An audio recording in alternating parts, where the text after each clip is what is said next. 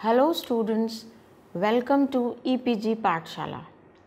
I am Professor Ipshita Bansal from BPS Women's University, Sonipat, Haryana. Today we will be discussing about the module Global and Local HR Strategies of the paper Strategic Human Resource Management. By the end of this module, students will be able to understand and learn about the need for developing local and global HR strategies, understand nuances of expanding globally with discussion on stages of international evolution, learn about organizational structures that fits their strategic needs, discuss issues in global expansion and whether companies are ready to face them, and explore ways in which HR strategies can be applied globally. According to Global Human Capital Trends Survey conducted by Deloitte in 2014, global HR and talent management is the second most urgent and most important trend for large companies around the world. Those with 10,000 or more employees especially. Economic, technological and competitive forces have pushed away many organizations from a domestic to a global focus. Advanced communication technology, ever expanding market and the seamless transportation have created a new, highly competitive landscape. The world is developing into a unified global arena and every company is forced to think globally. Countries like China, Brazil, Taiwan and Russia are redefining their place in Fortune magazine's list of Global 500 with 13 Chinese companies making debut in the list in 2018. This indicates the fact that economic clout is no more concentrated in the United States but shows a transformation in the world's business landscape.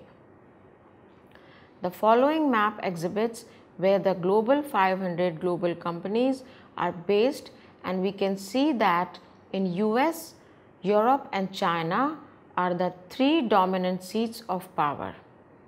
Fortune 500 global companies.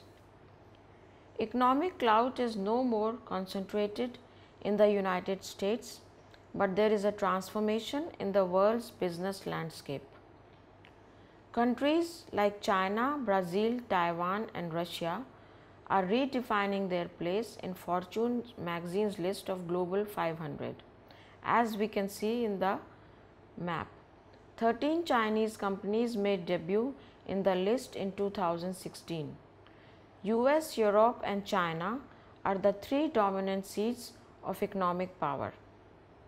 Let's now understand how global HRM differs from local HRM. Global businesses should have a global HR function. At the same time, in order to thrive and compete in diverse markets, companies should recruit, train and manage talent locally, reflecting local culture, demand and supply in the local labor markets and the need of diverse local business units. Managing talent mobility across global locations is another big challenge for HR. Companies should be agile enough to optimize talent management in every market where they do business. However, the decision to expand globally involves determining appropriate strategy for involvement in the host country. Strategies may differ from company to company based on their size, products, nature of operations, etc. A company like ABB applies a global HR strategy with main locus of power at the corporate level. The HR approach is highly centralized with managerial leeway towards HRM at the subsidiary level being small. In contrast, IKEA applies local HR strategies in a decentralized approach with main locus of power at the subsidiary HR level. A third category of organizations, including Unilever, Siemens and Procter & Gamble, apply HR strategies with elements of global HR strategy and leeway for local HR strategies. The balanced approach. Business strategies should be global in scale and local in implementation to make them global business strategies. Global integration is essential to maintain stability. Local customization is needed to bring flexibility and develop people locally to capitalize on their talent. Companies need to strike a perfect balance between them. So, what is local HRM? Companies should recruit, train and manage talent locally. They should consider demand and supply in the local labor markets. They should consider the needs of diverse local business units. Global HRM. Here, companies should be agile enough to optimize talent mobility across global locations. They should have effective strategies based on their size, products, nature of operations, etc. Organizations generally enter foreign markets in a staged manner. Let's take some examples. First, of global strategy. ABB HR approach is highly centralized. Main locus of power is at the corporate level. Example of local strategy. IKEA, there is decentralized approach. Main locus of power is at the subsidiary HR level. An example of global strategy. Unilever, Siemens, Procter & Gamble, both centralized and decentralized approach is followed in these companies. Stages of international evolution. Companies evolve from domestic to international to multinational and then global level. At the domestic level, strategic orientation is domestic. At the international level, strategic orientation is, that is, it is export oriented and multi-domestic. And third is multinational orientation. And fourth, strategic orientation is global. At the stage of development, while the company is at the domestic level, there is initial foreign investment. At the international level, there is competitive positioning. At the multinational level, there is explosion of development. And at the global level, the development is global. With respect to structure, at domestic level, the structure is domestic plus export department. At international level, the structure is domestic plus international division. At the multinational level, the structure is spread worldwide and the product is geographic product. At the global level, structure is that of matrix structure and transnational. With respect to market potential, at the domestic level, market potential is moderate, mostly domestic. At the international level, market potential is large and multi-domestic. At the multinational level, market potential is very large and multinational. And at the global level, market potential is the whole world. Let's now discuss in somewhat more detail about these stages. Domestic stage. In the domestic stage, the company operates in the domestic market but is aware of the global environment and may plan to export its goods to a foreign country through an export department.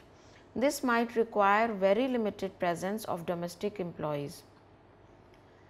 Priya Pickles, which are famous for its various tasty pickles, may be successful in Indian market as pickle is very close with the Indian culture. But in case of international market, It would be difficult for Priya brand to withstand and have more profits because culture of foreigners is quite different. In the international stage, an international division is set up in the foreign country and specialists are hired to handle sales, services and warehousing abroad. In the multinational stage, the company has extensive experience in a number of international markets and has established marketing, manufacturing or research and development facilities in multiple foreign countries. Some examples of companies in this stage include Coca-Cola, Sony of Japan, Aditya Birla Group of India, Toyota, Honda, McDonalds, Pepsi, KFC, Adidas, Nike and Puma. In the global stage, companies transcend any single country and indeed become stateless corporations. They adopt matrix structure and the subsidiaries are interlinked in such a manner that competitive position in one country significantly influences activities in other countries. Unilever is an example of a global company. Strategic alliances with foreign partners. Subcontract or license certain goods or services. Joint venture with a foreign partner to form a separate entity. Example, Starbucks partnered with Tata Global Beverages to form Tata Starbucks Private Limited. Consortia is a cross-ownership arrangement between a group of independent companies that join together to share skills, resources, cost and access to one another markets. It is called Keiretsu in Japan and Chaebol in Korea. Strategies for global versus local opportunities. Managers must decide whether they want activities to be standardized across countries or whether each global affiliate should act autonomously. First, let's take globalization strategy, which means that product design, manufacturing and marketing strategy are standardized across the world. For example, Gillette company, which makes grooming products such as Mach 3 shaving system for men and Venus razor for women, has large production facilities that manufacture products whose technical specifications are standardized around the world. Now let's take localization strategy. It encourages product design, assembly and marketing tailored to the specific needs of each country in which it operates. For example, KFC gives local managers real decision making powers and allows them to offer regional dishes that appeal to tastes in specific areas of the country. Here we see the model to fit organization structure to international advantages. There are two variables, forces for global integration and forces for national responsiveness. International division with domestic structure is appropriate when the strategy for global standardization and local responsiveness is low. The strategy for global product structure is appropriate when the forces for global integration is high and forces for national responsiveness are low. Here, selling standardized products worldwide provides a source of competitive advantage. Global geographic structure is appropriate when forces for national responsiveness are high and forces for global integration are low. In such cases, companies can gain competitive advantage by responsive to unique needs in various countries in which they operate. Global matrix structure is appropriate when forces for global integration as well as forces for national responsiveness are high. This structure is appropriate when companies need to respond to both global and local opportunities simultaneously. Part of the product line needs to be standardized globally and other parts tailored to the needs of the local countries. Let's take an example of McDonald's with respect to global HR strategy. When US fast food king initially expanded its business outside its home country, it adopted an ethnocentric approach to going global. US expatriates were sent abroad to develop new sites and maintain as much consistency as possible with domestic operations. Locals were McDonaldized, taught the specific operations and business plans being developed in US. However, the company faced huge problems because of changing environment and shift in consumer tastes. People became health conscious and preferred less beef and fat in their meals. Competitors like Chili's, Taco Bell and Wendy's began to seize McDonald's customers. So they had to change their global strategy and needed to adopt a new approach based on flexibility. When opening new locations outside the US, they rarely used expatriates and the HR professional worked closely with locals to develop an operation that fits the local culture, customers and lifestyles. It opened many different kinds of restaurants serving food customized to the local needs. The goal was a quick response to customers' needs and competitors' moves and the need to squeeze out costs to keep prices low. McDonald's polycentric approach for global operations included HR or human resource department as a key strategic partner. In global HR strategies of McDonald's, human resource management department had a critical role to play in different stages as illustrated below. Phase 1 consisted of development preparation phase lasting from 18 to 24 months prior to opening. HR research issues such as compensation and benefit, considers recruiting, secures labor autonomy. In phase 2, this is the resource selection phase, which is 8 to 12 months prior to opening. HR uses phase 1 data and develops HR programs determining staff needs and compensation level. Phase 3 is resource development and strategy implementation phase, which is 3 to 8 months prior to opening. HR puts together employee handbooks, considers local labor laws and hires employees. Phase 4, this is pre-opening preparation phase, 90 days prior to opening.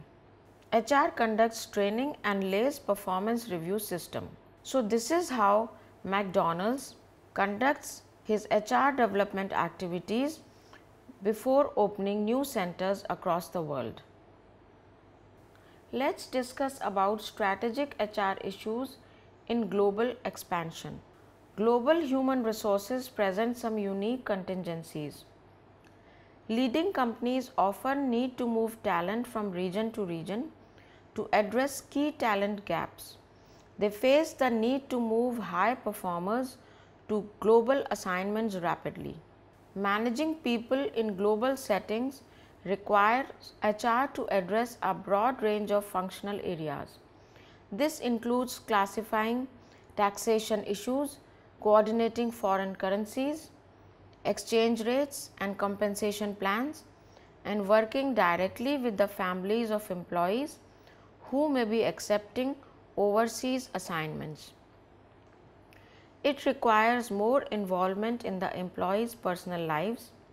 They are assisted in acquiring housing in the host country, selling or leasing domestic accommodations, arranging and paying for school for the employee's children, and locating and securing domestic help for the employee.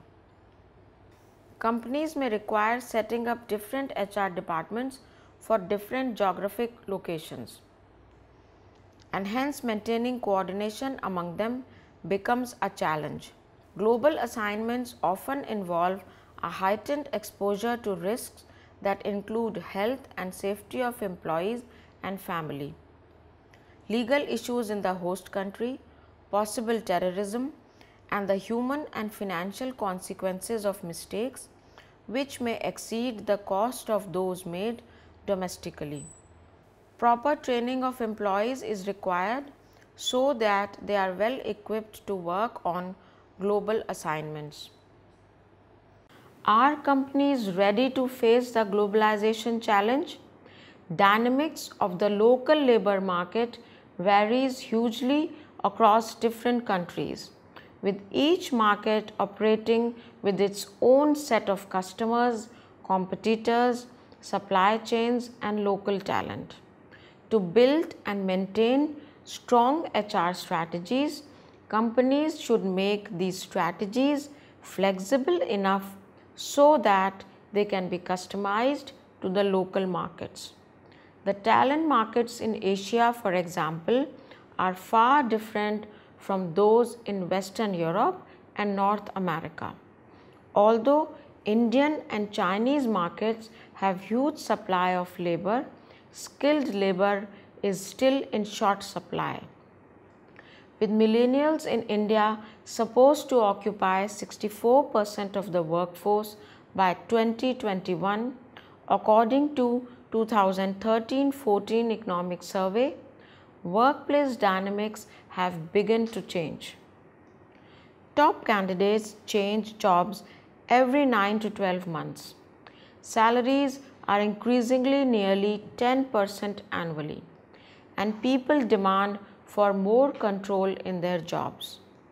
To adapt to these conditions, talent strategies should focus on recruiting rapid talent mobility, onboarding, training, and accelerated leadership development.